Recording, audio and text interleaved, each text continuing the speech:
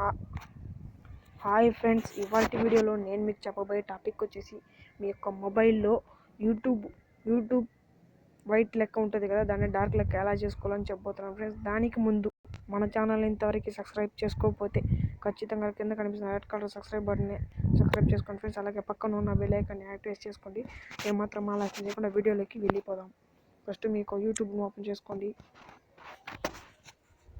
YouTube open చేసిన తర్వాత